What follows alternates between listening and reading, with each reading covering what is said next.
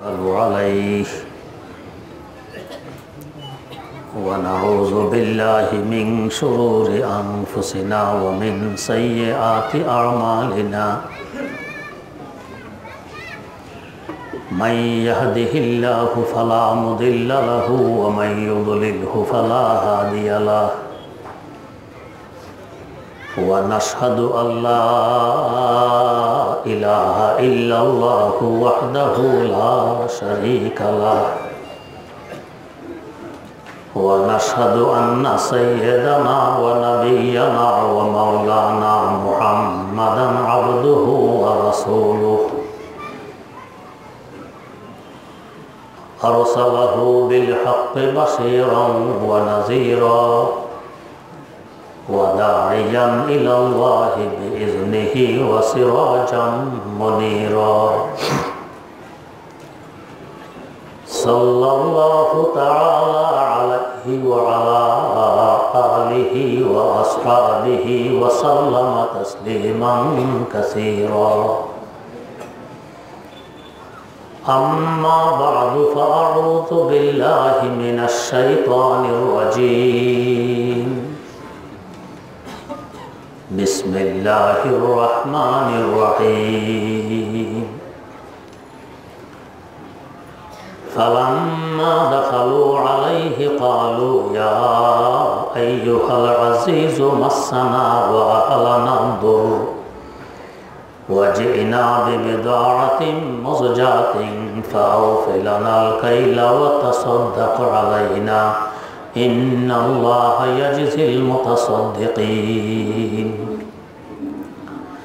قال هل علمتم ما فعلتم بيوسف وأخيه إذ أنتم جاهلون قالوا أئنك ليوسف أئنك لأنت ليوسف قال أنا يوسف وهذا أخي قد من الله علينا إنه من يتق ويصبر فإن الله لا يضيع أجر المحسنين قالوا تالله لقد آثرك الله علينا وإن كنا لخاطئين قال لا تثريب عليكم اليوم يغفر الله لكم وهو أرحم الراحمين اذهبوا بقميصي هذا فألقوه على وجه أبي يأت بصيرا وأتوني بأهلكم أجمعين ولما فصلت العير قال أبوهم إني لأجد ريح يوسف لولا أن تفندون قالوا تالله إنك لفي ضلالك القديم صدق الله مولانا العظيم সূরা ইউসুফের ৮৮ নম্বর আয়াত থেকে তেলাওয়াত করা হয়েছে। এর আগের আয়াতগুলোতে আলোচনা ছিল সাইয়্যিদানা হযরত ইউসুফ আলা নবিয়িনা ওয়া আলাইহিস সালাতু ওয়াস সালাম কৌশলে তার আপন ভাইকে নিজের কাছে রেখে দেন, যার কারণে তার সকল ভাইদের মধ্যে যিনি বড় তিনিও থেকে যান, বাকি ভাইয়েরা বাড়ি ফিরে যান। সাইয়্যিদানা হযরত ইয়াকুব আলা নবিয়িনা ওয়া আলাইহিস সালাতু ওয়াস সালাম ছেলেদেরকে আবার পাঠাইলেন, তোমরা আজিজে মিসরের কাছে যাও, বিনিয়ামিনকে উদ্ধারের চেষ্টা করো এবং ইউসুফকেও খোঁজাখুঁজি করো। বিনিয়ামিন তো মিশরে আছেন, জানাই আছে, ইউসুফ কোথায় আছে তা তো জানা নেই। হয়তো পয়গম্বরে খোদা হযরত ইয়াকুব আলাইহিস সালাম নিজের পয়গম্বরী ফেরাসতের মাধ্যমে জানতে পারেন যে ইউসুফও মিশরে আছে। না জানলেও রক্তের একটি আকর্ষণ আছে, ওই আকর্ষণেও বলতে পারেন যে ইউসুফকে মিশরে খোঁজাখুঁজি করো।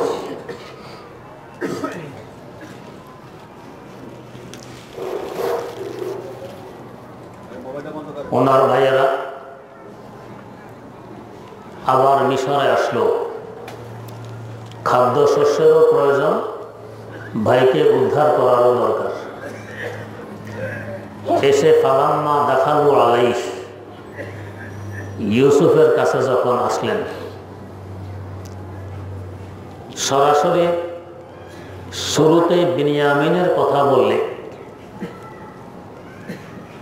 ঘটনা অন্যদিকেও মন নিতে পারে।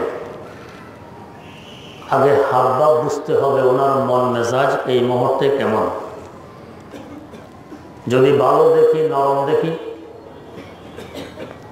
তাহলে বিনিয়ামিনের দরখাস্ত পেশ করব। আর যদি দেখি গরম, তাহলে ওই কথা আর এখানে আলোচনা করব না। আলোচনা করতে গেলে আমাদের উপর আবার কি বিপদ এসে পড়ে। তাই ইউসুফ আলাইহিস সালামের কাছে এসে প্রথমে বিনিয়ামিনের কথা বললেন না,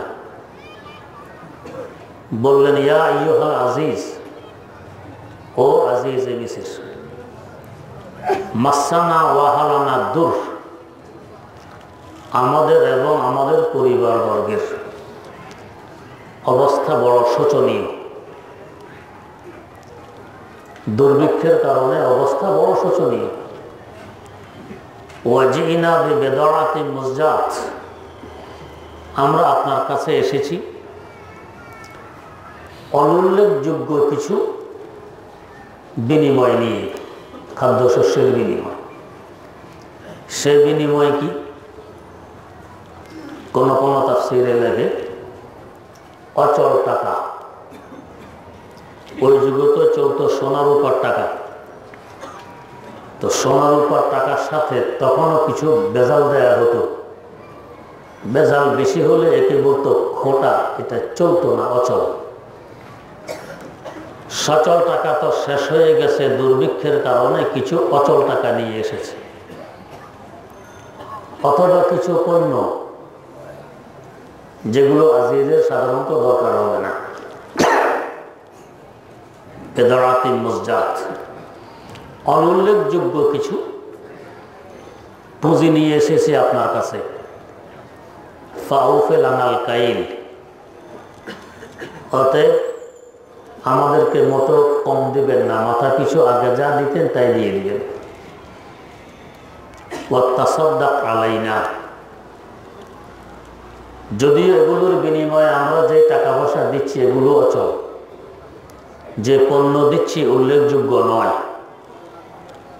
তারপরেও যদি আমাদেরকে পুরোপুরি দিয়ে দেন, এটা আমাদের উপর হবে আপনার সাদাকা। লফজিভাবে কথায় সাদাকা বলেছেন, বাস্তবে সাদাকা নয়, বাস্তবে অনুগ্রহ। ইন্নাল্লাহা ইয়াজিজিল মুতাসাদ্দিকিন, যারা এভাবে সাদাকা করে, অনুগ্রহ করে, দয়া করে, নিঃসন্দেহে আল্লাহ পাক এদেরকে উত্তম প্রতিদান দান করেন। খুব নরম হয়ে কথাগুলো ভাইয়েরা বলুন। বিনিয়ামিনের কথা এখনো বলার সাহস পাননি, এই কথাগুলো বলে চাইতেছেন আজিজে মিসরের হাবভাব কি। এখানে বিভিন্ন তাফসীর গ্রন্থে সাইয়েদেনা হযরত ইয়াকুব আলা নবিয়িনা ওয়া আলাইহিস সালাতু ওয়াস সালামের একটি চিঠির কথা উল্লেখ আছে। আজিজে মিসরের নামে হযরত ইয়াকুব আলাইহিস সালাম একটি চিঠি লিখলেন। চিঠি শুরু করলেন মিন ইয়াকুব সফিউল্লাহ, আল্লাহর সফি ইয়াকুবের পক্ষ থেকে, ইবনে ইসহাক জবিহুল্লাহ, ইসহাকের ছেলে, ইবনে ইব্রাহিম খলিলুল্লাহ, ইব্রাহিম খলিলুল্লাহর ছেলে। তার মানে আমি যে পয়গম্বর পরিচয় দিলেন, আমার আব্বাও পয়গম্বর, আমার দাদাও পয়গম্বর। আগে পয়গম্বরের পরিচয় তুলে ধরলেন। এরপরে লিখলেন, আমার একজন আদরের সন্তান ছিল, নাম ছিল ইউসুফ। আজ থেকে বহু বছর আগে সে হারিয়ে যায়, চাই 40 বছর হোক, চাই 80 বছর হোক। এরপরে তার আরেকজন আপন ভাই ছিল বিনিয়ামিন। ওকে দেখে আমি আমার বিচ্ছেদ যন্ত্রণা কিছু লাঘব করতাম। এও এখন আপনার কাছে বন্দী। এবার চিন্তা করুন আমার বিচ্ছেদ বেদনা কোথায় পৌঁছে গেছে। এদিকে দুর্ভিক্ষ। এই চিঠিটা পড়ার পরে ইউসুফ আলাইহিস সালাম আর থামতে পারলেন না। এত বছর পর বাপের একটি চিঠি সাধারণ কথা নয়। তাফসীরে কিতাবে আছে তার চোখ দিয়ে পানি ঝরতেছিল। এতদিন পর্যন্ত নিজকে নিজে লুকিয়ে রেখেছেন, পরিচয় দেননি আমি কে। এই চিঠি পড়ার পর চোখের পানি ধরে রাখতে না পেরে এখন ইউসুফ আলাইহিস সালাম মুখ খুললেন। ক্বালা হাল আলিমতুম মা ফাআলতুম বিইউসুফ ওয়া আখিহি ইয আনতুম জাহিলুন। তোমরা তোমাদের ভাই ইউসুফের সাথে কি করেছিলে জানা আছে? তার ভাইয়ের সাথে বিনিয়ামিনের সাথে কি ব্যবহার করেছিলে জানা আছে? যখন তোমরা ছিলা জাহেল। এই কথা শোনার পর তো ভাই এদের মধ্যে কনফার্ম শুরু হয়ে গেছে। এত বছর আগের ইউসুফ হারানোর ঘটনা আজিজে মিসর জানে কিভাবে, এবং কিছু আসার আলামাত এবং চিহ্নের মাধ্যমে এদের সন্দেহ আরো গাঢ় হয়ে যায় এই ইউসুফ কিনা। ইউসুফ ব্যবসা। কালু আইন্নাকা লা আনতা ইউসুফ। এখন ভাইরা বললেন আপনি ইউসুফ নাকি? প্রশ্ন করে বসলেন। কালা আনা ইউসুফ ওয়া হাযা আখি। হ্যাঁ আমি ইউসুফ, আর এ হলো আমার সহোদর ভাই। ভাইয়ের পরিচয় দিয়ে নিজের পরিচয় যাতে এরা মেনে নেয়, সন্দেহ পোষণ আর না করে, এই ব্যবস্থা করলেন। এই হলো আমার আপন ভাই। এখন তোমরা তো চেয়েছিলে আমাকে মেরে ফেলবে, শেষমেশ বিক্রি করে দিয়েছ, আমি গোলামের জীবন যাপন করব। আল্লাহ পাক সেই কূপ থেকে তুলে আমাকে এনে মিশরের বাদশা বানিয়ে দিলেন। আমরা হলে বলতাম যে দেখো আমার কৃতিত্ব, আমার যোগ্যতা, আমি কেনানের কূপ থেকে এসে মিশরের বাদশা হয়ে গেছি, দেখো আমার যোগ্যতা। কিন্তু এটা পয়গম্বরী শান নয়। তেমনিভাবে যারা পয়গম্বরের অনুসারী তাদেরও শান নয়। আমার যতই যোগ্যতা থাকুক সব আমার আল্লাহর দেয়া, আমার কিসের কৃতিত্ব? তাই আগে বলছেন কাদ মান্নাল্লাহু আলাইনা, আমাদের উপর আমাদের আল্লাহর এগুলো এহসান, অবদান। আল্লাহ কোথা থেকে কোথায় নিয়ে এসেছেন? ইন্নাহু মাইয়াত্তাকি ওয়া ইয়াসবির ফাইন্নাল্লাহা লা ইউযিউ আজরাল মুহসিনিন। নিঃসন্দেহে যারা আল্লাহকে ভয় করে, যারা মুত্তাকি, যারা পরহেজগার এবং যারা সবর করে, ধৈর্য ধারণ করে, ফাইন্নাল্লাহা লা ইউযিউ আজরাল মুহসিনিন, এই ধরনের নেককারদের বিনিময় আমার আল্লাহ নষ্ট করেন না, এদেরকে উত্তম বিনিময় দিয়ে দেন। বুঝাইলেন? আমি ইউসুফ যেখানে গেছি, যেভাবে থাকছি, তাকওয়া পরহেজগারের আঁচল হাত থেকে ছাড়েনি। জোলাইখার মতো সুন্দরী যুবতী পর্যন্ত চেষ্টা কম করেনি। কৌশলে আমাকে নির্জনে নিয়ে গেছে। সেখানেও আমি আল্লাহর ভয়কে অগ্রাধিকার দিয়ে জিনা থেকে বেঁচে গেছি। এটা হলো তাকওয়া। ওয়াজাসবির, আমাকে তোমরা কূপে ফেলে দিয়েছ, কত বড় মুসিবত। এখান থেকে বাঁচার তো কল্পনাও নেই। আমি ধৈর্য ধারণ করেছি। সেখান থেকে এসে আমি গোলামের জীবন যাপন করলাম, ধৈর্য ধারণ করেছি। সেখান থেকে আবার জেলখানায় বহুদিন যাবৎ কাটাইলাম, ধৈর্য ধারণ করেছি। যারা ধৈর্য ধারণ করে ফাইন্নাল্লাহা লা ইউযিউ আজরাল মুহসিনিন, এই ধরনের নেককারদের বিনিময় আল্লাহ নষ্ট করেন না। আমার সে তাকওয়া আর ধৈর্যের বিনিময়ে আল্লাহ রাব্বুল আলামিন এই ব্যবস্থা করে দিয়েছেন। এখন আমি মিশরের বাদশাহ, তোমাদের সাথে আমার পরিচয় হয়ে গেছে। তো বোঝা গেছে বিপদ কেটে ওঠার জন্য বড় গুরুত্বপূর্ণ দুইটি হাতিয়ার। এক হাতিয়ার হলো তাকওয়া, পরহেজগারি, খোদাভীতি। আল্লাহ রাব্বুল আলামিনের ভয় যদি অন্তরে আমি সৃষ্টি করতে পারি, খোদার ভীতি যদি আমার অন্তরে আনায়ন করতে পারি, সমস্ত মাখলুক তখন আমাকে ভয় করবে, মুসিবতের প্রশ্ন আসে না। কারকে তোর সাদ আজ হক তাকওয়া বুঝিদ, তোর সাদ আজ ওয়াই জিন্ন ইনস আর কে দিন, তোর সাদ আজ ওয়াই জিন্ন ইনস আর কে দিন।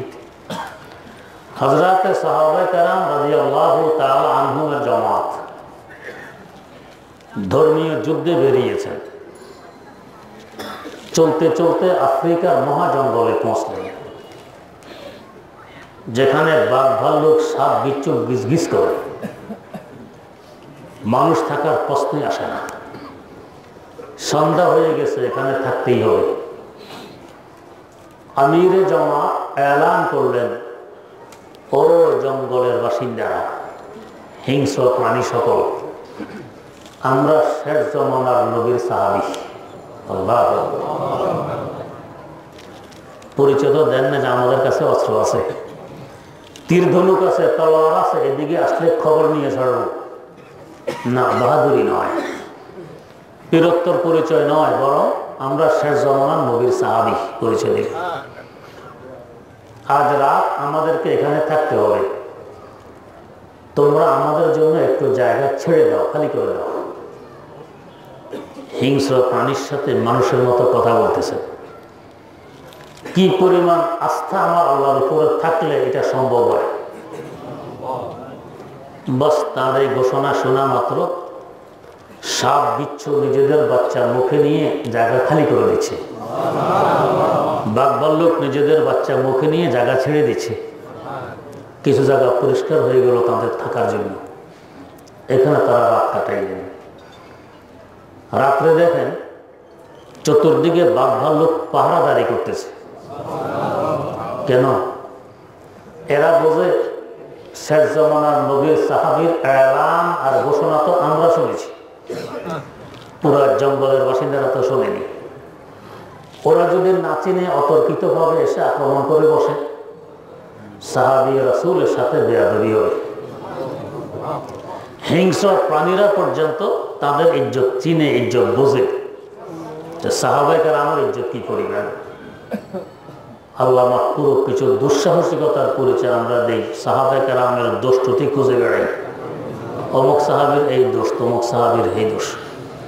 আমার দোষ কি পরিমাণ ওইটা দেখি না। যে নিজের দোষ দেখে না, সে অন্যের দোষ দেখে, আর যে নিজের দোষ দেখে সে অন্যের দোষ দেখে না। তো সাহাবায়ে কেরাম রাদিয়াল্লাহু তাআলা আনহুমের ইজ্জত হিংস্র প্রাণী পর্যন্ত বোঝে, আমরা মানুষই বুঝি না, দোষ ত্রুটি খুঁজে বেড়াই। কেমন দুঃসাহসিকতার পরিচয়। প্রত্যেক জুমায় খুতবার মধ্যে পড়া হয় আল্লাহ আল্লাহ ফি আসহাবি লা তাত্তাখিযুহুম গারাদাম মিন বাদি ফামান আহাব্বাহুম ফাবিহুব্বি আহাব্বাহুম ওয়া মান আবগাদাহুম ফাবিবুগদি আবগাদাহুম। হুঁশিয়ার, খবরদার আমার সাহাবায়ে কেরামের ব্যাপারে, খুব হুঁশিয়ার। তোমরা কখনো দোষ ত্রুটির টার্গেট এদেরকে বানাবে না। আমার বর্তমান মনে রাখবা যে আমার সাহাবীকে ভালোবাসবে, সে আমার ভালোবাসার কারণেই আমার সাহাবীকে ভালোবাসবে। আর যে আমার সাহাবীর সাথে দুশমনী পোষণ করবে সে আমার সাথে দুশমনীর কারণেই আমার সাহাবীর সাথে দুশমনী পোষণ করবে। এরা তো রাদিয়াল্লাহু আনহু ওয়া রাদু আনহু, আমার আল্লাহ তাদের উপরে খুশি, তারা আমার আল্লাহর উপরে খুশি। তো যেখানে আল্লাহ খুশি সেখানে আমরা কই না একটু এই দোষ আছে, আল্লাহ যে খুশি হইলে ঠিক করেননি। কত বড় মারাত্মক। মুফতি আজম বাংলাদেশ আল্লামা মুফতি মোহাম্মদ ফয়জুল্লাহ রহমতুল্লাহ আলাইহি লিখেছেন, কুল সাহাবা আদলান আয়ার জা জান্নাতি হাসতান্দ বেশক জুমলা শাহ দর হকে শাবদ গুমানি হামাকুম নিজ গাহে বদজবানি হামাকুম जुमला लफ्ज़िश हायशा महफुज़तदा नस्से कुरान व हदीस आमद बरा नस्से कुरान व हदीस आमद बरा। আল্লাহ পাক যাদেরকে ক্ষমা করে দিয়েছেন আমার দরকারটা কি তাদের দোষ নিয়ে ঘাটাঘাটি করে?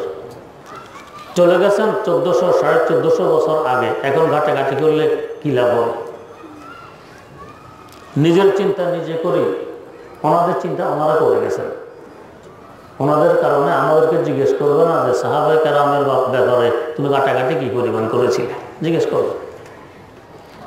তো হিংস্র প্রাণী পর্যন্ত তাদেরকে চিনে জানে বোঝে ইজ্জত রক্ষা করে। কেন? শেষ জমানার নবীর সাহাবী, তাদের অন্তরে তাকওয়া আছে, থাকবেই না বা কেন? রোজে আজল মানব ইতিহাসের প্রথম দিন সাইয়্যিদানা আদম আলা নবিয়িনা ওয়া আলাইহিস সালাতু ওয়াস সালামের পৃষ্ঠ মোবারক থেকে যখন তাদের কিয়ামত পর্যন্ত আনেওয়ালা প্রত্যেকটি সন্তান সন্ততিকে আমার আল্লাহ বের করে আনেন।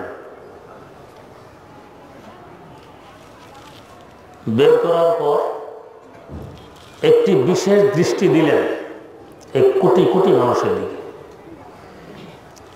ওই দৃষ্টিতে 1.25 লক্ষ মানুষকে বাছনি করে দিলেন। এই 1.25 লক্ষ মানুষ হযরতে আম্বিয়ায়ে কেরাম আলাইহিমুস সালাতু ওয়াস সালাম, এরা প্রথম বাছনি। আল্লাহ মাফ করুক, কেউ কেউ আছে তাদেরও দোষ খুঁজে বেড়ায়, অমুক নবীর অমুক দোষ, অমুক নবীর অমুক দোষ। এই 1.25 লক্ষ মহামানবকে বাছনির করে আল্লাহ পাক আরেকটি দৃষ্টি দিলেন। এই দৃষ্টি তো আরো 1.25 লক্ষ মহামানবকে বাছনি করলেন। এরা শেষ জমানার নবীর সাহাবী, এই 1.25 লক্ষ সাহাবায়ে কেরাম রাদিয়াল্লাহু তাআলা আনহুম। এরা কোন তত্ত্ব মানুষ চিন্তা করো। যাই হোক, তো এই হিংস্র প্রাণীগুলো জায়গা ছেড়ে দিল, আবার রাতভর পাহারাদারি করতেছে নিজের ঘুম নিন আরামায়েশ বাদ দিয়ে। কেন?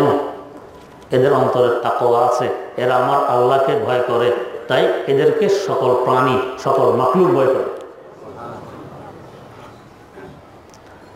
আপনারা এখানে একাধিকবার হয়তো শুনেছেন,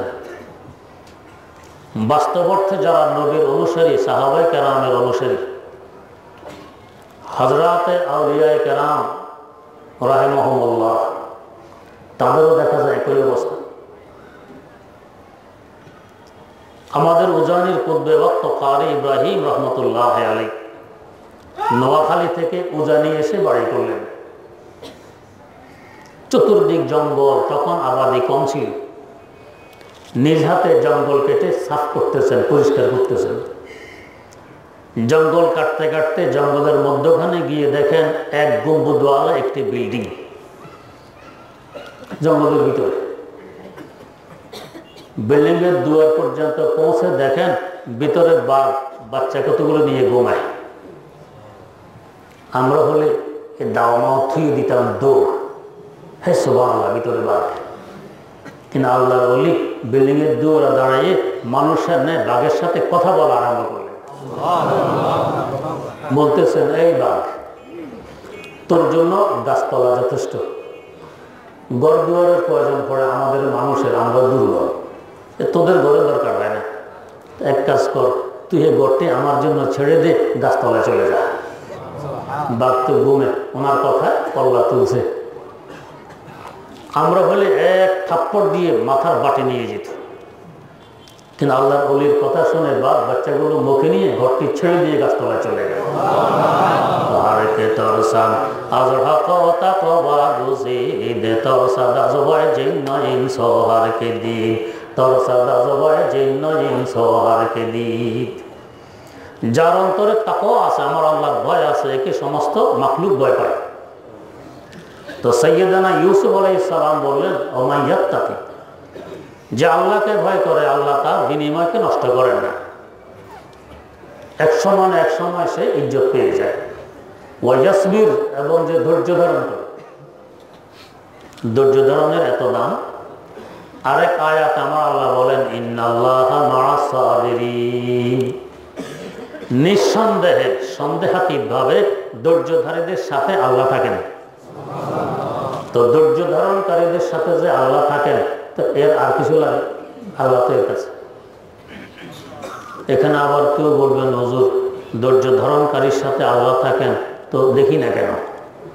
ধৈর্য তো কমার বেশ, কখনো না কখনো আমিও ধরেছি। আল্লাহ যদি আমার সাথেই থাকেন, তো দেখি না কেন? কই আল্লাহ?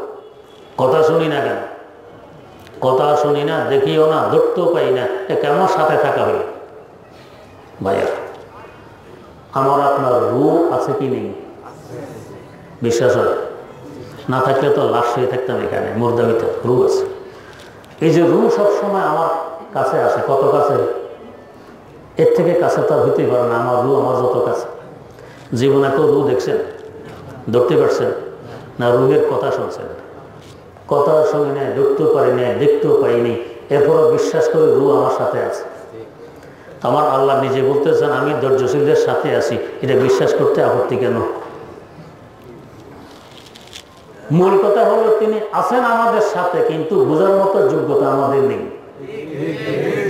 আল্লামা রুমি তাই বলতেছেন, ইত্তিসালে বেতাকায়ুফ বেকিয়াস হস্তে রব্বুন নাস রাবা জানে নাস হস্তে রব্বুন নাস রাবা জানে নাস। মানুষের রব, সবকিছু রব পালন কর্তা মানুষের সাথে আছে, কিন্তু এটা আমাদের যুক্তি আমাদের কেয়াসে ধরবে না। এর অধিক সবকিছু সকলের যুক্তিতে ধরে না। কত কিছু আছে আপনার যুক্তিতে ধরবে, আমার ধরবে না। কত কিছু আছে আমার ধরবে, আপনার ধরবে না। সব কিছু সকলের যুক্তিতে ধরতে গেলে তো দুনিয়াতে কোনো মতানৈক্য থাকতো না। সবার যুক্তিতে ধরতেছে, এক মতে চলতো, এক পথে চলতো, এত মত হইতো না দুনিয়াতে। দুনিয়াতে সবাই এক মতে চলে না, বিভিন্ন মতে। এখানে আসলে আবার বলতে হয় সব দোষ মৌলবীদের, আলেমদের এত মত কেন? আমাকে একদিন আমার বাসের পাশে এক ভদ্রলোক জিজ্ঞেস করতেছেন, হুজুর আপনাদের আলেমদের এত মত কেন?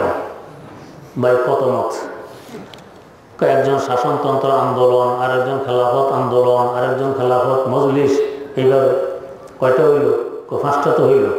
আচ্ছা, এই দেশের রাজনৈতিক দল কয়টা? আছে তো 17 বেশি আছে, 100-ও বেশি। তো 100-র বেশি থাকলে 5টা তো আমাদের বলেন, বাকিগুলো কার? তাহলে আমরা নেই বেশি মতানৈক্য করলাম না আপনারা? আপনারা যে এত ভাগ হলেন, মতানৈক্য করলেন, এটা নজরে পড়ে না। আর আমরা মাত্র 5 ভাগ, এটা নজরে পড়ে। এরপরে এবারে আসেন, আমরা যে 5 ভাগ আপনার কথায়, এই 5 ভাগে কখনো মারামারি করছি দেখা দিতে পারবেন? খেলাফত আন্দোলন আর শাসনতন্ত্র জীবনে মারামারি করছিল? করেনি। আপনারা 2-4 দিন পর একবার মারামারি, আমি এইটা তুমি এইটা, মারামারি দরাদরি আমরা তো করিনি। তাহলে মতানৈক্য কার বেশি? তো ওইটা নজরে পড়ে না, আরেকজনটা নজরে পড়ে। যাই হোক, সব কিছু সকলের যুক্তিতে ধরে। এই জন্য আমি একটি ঘটনা বলি। এক মজলিসে এক নাস্তিক দাঁড়াই চ্যালেঞ্জ করলো, আল্লাহ খোদা বলতে কিছু নেই। আল্লাহ খোদা বলতে কিছু নেই। একজন মুসলমান মৌলভী সাহেব চ্যালেঞ্জ গ্রহণ করলেন, আমি প্রমাণ করবো আল্লাহ একজন আছেন। নাস্তিক বলছে, তাহলে আমি আপনাকে 3টি প্রশ্ন করছি, আমার 3টি প্রশ্নের যুক্তিসঙ্গত উত্তর দিতে পারলে বুঝবো আপনাদের আল্লাহ একজন আছেন, না পারলে আমার দাবিতে আমি 100% সঠিক। বলুন কি প্রশ্ন? 1 নম্বর প্রশ্ন, এই মুহূর্তে আপনাদের আল্লাহ কি করেন এটা আমাকে একটু দেখাই দিতে হবে। না বিশ্বাস করব না। 2 নম্বর প্রশ্ন, আপনাদের আল্লাহ তো অনদেখা, দেখা যায় না, আমি অনদেখা কিছু বিশ্বাস করি না, আমাকে আল্লাহ বিশ্বাস করাইতে হলে দেখাই দিতে হবে। 3 নম্বর প্রশ্ন, আপনাদের আকীদা আর বিশ্বাস জাহান্নামে আপনাদের আল্লাহ অপরাধীদেরকে শাস্তি দিবেন আগুনে পড়িয়ে। জিনও তো আগুনের সৃষ্টি, তো আগুনের সৃষ্টি জিন আগুনের জাহান্নামে গেলে শাস্তি কেন হবে? আগুনের সাথে আগুন মিশলে তো শাস্তি হওয়ার কথা নয়। পানির সাথে পানি মিশলে কি শাস্তি হয়? হয় না। বাতাসের সাথে বাতাস মিশলে শাস্তি হয় না, তো আগুনের সাথে আগুন মিশলে কেন শাস্তি হবে? 3টি প্রশ্ন। প্রশ্ন সামনে আসার পর মৌলভী সাহেব একখানা ইট নিয়ে নাস্তিকের মাথায় মেরেছেন। নাস্তিক বেচারা হাকিমের কাছে গিয়ে বিচার প্রার্থী হয় যে অমুক মুসলমান মৌলভীর সাথে আমার অঙ্গীকার ছিল, আমি তাকে 3টি প্রশ্ন করব, আমি প্রশ্নগুলো করে আমার অঙ্গীকার পূরণ করেছি। তার আমার সাথে অঙ্গীকার ছিল তিনি আমার প্রশ্নগুলোর যুক্তিসঙ্গত উত্তর দিবেন, তিনি উত্তর না দিয়ে অঙ্গীকার ভঙ্গ করেছেন। এর পাশাপাশি আমার মাথায় ইট মেরেছেন, এখন আমি ব্যথায় মারা যাচ্ছি, বিচার চাই। কোর্ট থেকে তলব হইল মৌলভীকে হাজিরি দিতে। মৌলভী সাহেব যাওয়ার পথে ইটখানা হাতে করে নিয়েই কোর্টে উপস্থিত হইলেন। সাক্ষী মুখীর দরকার নেই, ইট নিজেই সাক্ষী। হাকিম সাহেব জিজ্ঞেস করলেন, মৌলভী সাহেব, এই ভদ্রলোকের আপনার সাথে অঙ্গীকার ছিল তিনি আপনাকে 3টি প্রশ্ন করবেন, সঠিক কিনা? কয় জি সঠিক। উনি প্রশ্নগুলো করে অঙ্গীকার পূরণ করেছেন কিনা? হ্যাঁ করেছেন। আপনার তার সাথে অঙ্গীকার ছিল আপনি তার প্রশ্নগুলোর যুক্তিসঙ্গত উত্তর দিবেন, সঠিক কিনা? কয় জি সঠিক। তাহলে আপনি কেন উত্তর না দিয়ে অঙ্গীকার ভঙ্গ করলেন? এর পাশাপাশি এর মাথায় ইট মারলেন, বেচারা এখন ব্যথায় মারা যাচ্ছে, কারণটা কি? মৌলভী সাহেব জবাব দিলেন, আমি অঙ্গীকার ভঙ্গ করিনি, তার 3টি প্রশ্নের যুক্তিসঙ্গত উত্তর দিয়েছি। কোথায় উত্তর? উত্তর আমার ইট মারার ভিতরে। ইট মারার ভিতরে প্রশ্নের উত্তর? জি। একটু বুঝাই বলুন, বুঝলাম তো না। তো দেখুন, তার প্রথম প্রশ্ন ছিল আমার আল্লাহ এই মুহূর্তে কি করেন তাকে দেখাই দিতে হবে। আমার আল্লাহ এই মুহূর্তে আমার মতো একজন মৌলবীর মাধ্যমে নাস্তিকের মাথায় ইট মারাইছেন, এটা দেখাই দিলাম, এই মুহূর্তে এই কাজ করছেন। 2 নম্বর, তিনি অনদেখা কিছু বিশ্বাস করেন না, আল্লাহকে বিশ্বাস করাইতে হলে দেখাই দিতে হবে। তিনি যে বলছেন তিনি ব্যথায় মারা যাচ্ছেন, ব্যথাও তো অনদেখা, আমরা তো ব্যথা দেখি না। আমাদেরকে ব্যথা বিশ্বাস করাইতে হলে দেখাই দিতে হবে, না হয় বিশ্বাস করব না। দেখা ছাড়া যদি ব্যথা বিশ্বাস করতে হয়, দেখা ছাড়া আল্লাহকে বিশ্বাস করতে আপত্তি কোথায়? 3 নম্বর, আগুনের সৃষ্টি জিন আগুনের জাহান্নামে পাঠাইলে শাস্তি হবে না, যেহেতু আগুনের সাথে আগুন মিশেছে, এটা ওনার প্রশ্ন। এই নাস্তিক মাটির সৃষ্টি, ইটখানাও মাটির তৈরি, মাটির তৈরি ইট মাটির সৃষ্টি নাস্তিকের মাথায় লাগলে মাটির সাথে মাটি একটু মিশল, ব্যথা কেন হবে? যদি ব্যথা হতে পারে মাটির সাথে মাটি মিশলে, তা আগুনের সাথে আগুন মিশলেও শাস্তি হতে পারে। ওনার তো যুক্তিতে ধরেছে, এত ধরেন তো সকল কথা সকলের যুক্তিতে ধরবেন।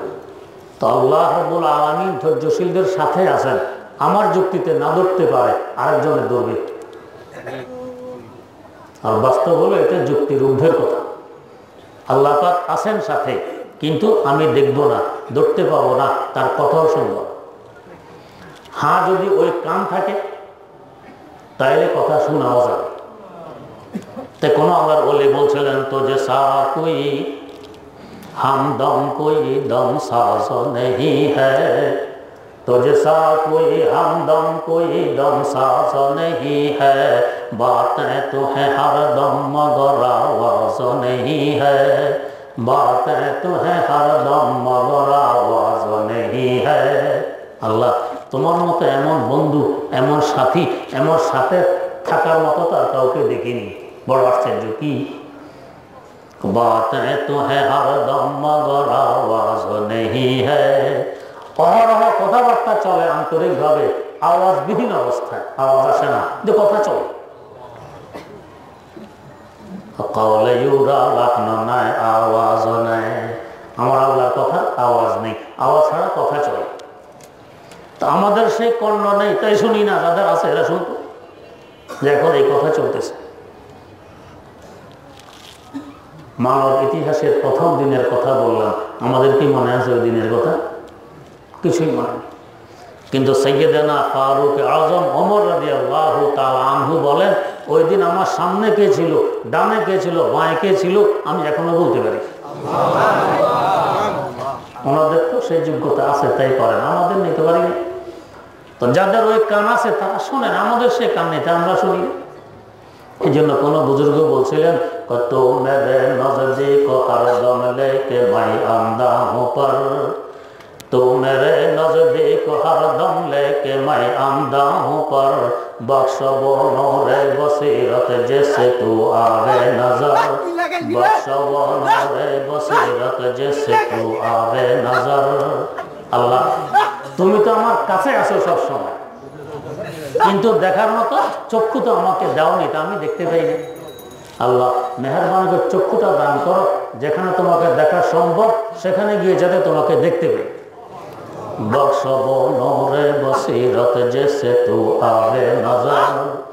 দুনিয়াতে দেখা যাবে না, যাবে তো আখেরাতে, তাও ওই চক্ষু লাগবে।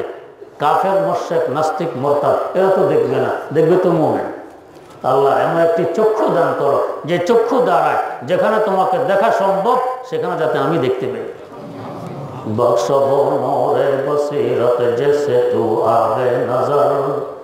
হযরত ইউসুফ আলাইহিস সালাম বললেন, ইন্নাহু মাইয়াত্তাকি ওয়া ইয়াসবির ফাইন্নাল্লাহা লা ইউদিউ আজরাল মুহসিনিন। যারা আল্লাহকে ভয় করে এবং ধৈর্য ধারণ করে, আল্লাহ পাক তাদের বিনিময়কে নষ্ট করে না। আমি আল্লাহকে ভয় করেছি, ধৈর্য ধারণ করেছি, তাই কিছু নষ্ট করেননি। আমাকে কূপ থেকে তুলে মিশরের বাদশা বানিয়ে দিয়েছেন। আমাকে গোলাম নিয়তের শিকল থেকে, জিঞ্জির থেকে বের করে এনে মিশরের বাদশা বানিয়ে দিয়েছেন। এখন ক্ষমতা আমার কাছে, সম্পদ আমার কাছে, ইজ্জত আমার কাছে, সবকিছু আমার কাছে। যে সমস্ত ভাইদের মাধ্যমে ভাই উপকৃত হয়েছে, এর মধ্যে দুই ভাই সবচেয়ে বেশি উল্লেখযোগ্য। একজন সাইয়েদেনা হযরত মূসা আলা নবিয়্যিনা ওয়া আলাইহিস সালাতু ওয়াস সালাম দোয়া করে ভাই হারুনকে পয়গম্বর বানিয়ে দিয়েছেন। এর থেকে বড় অভিজ্ঞতা হইতে পারে। আরেকজন ইউসুফ আলাইহিস সালামের ভাইয়েরা কূপে ফেলে দিয়েছে মারার জন্য। বাস্তবে কূপে ফেলা এটা মিশরের বাদশা হওয়ার সিঁড়ি ছিল, ভূমিকা ছিল। কত বড় উপকার হয়ে গেছে, চাইছে তো ক্ষতি করতে, হয়ে গেছে উপকার। বোঝা গেছে উপকার আর ক্ষতি বন্দার হাতে নয়, এটা আমার আল্লাহর হাতে। বন্দা ক্ষতি করতে চায়, উপকার হয়েছে। قالوا تالله لقد آثرك الله علينا وإن كنا لخاطئين। বাইরে বলেছে, হ্যাঁ ভাই তুমি সত্যই বলেছ, আল্লাহ পাক আমাদের উপরে তোমাকে অগ্রাধিকার দিয়েছেন। আসারাক আল্লাহু আলাইনা, তোমাকে অগ্রাধিকার দিয়েছেন আমাদের উপরে, এটা বাস্তব কথা। ওয়া ইন কুননা লাখাতিন, যদি আমরা নিঃসন্দেহে ছিলাম ভুল পথে, তোমাকে কূপে ফেলে দিয়েছি, এটা ভুল পথ ছিল। এখানে আসার পরে বলেছে যে বিনিয়ামিনের একজন আপন ভাই ছিল, সে একসময় চুরি করেছিল বেল্ট, এটাও ভুল বলছি। তাই বিনিয়ামিন চুরি করতে পারে, এটাও ভুল ছিল। আমরা ছিলাম ভুলের উপর, আর তুমি ছিলা সত্যের উপর। আল্লাহ পাক তোমাকে আমাদের উপরে অগ্রাধিকার দান করেছেন। আমরা হলে করতাম যে এবার একটু অপেক্ষা করো, ভুলের মাসুল কাকে বলে এখন দেখে নিবে। কিন্তু এটা পয়গম্বরী শান নয়। আল্লাহু আকবার।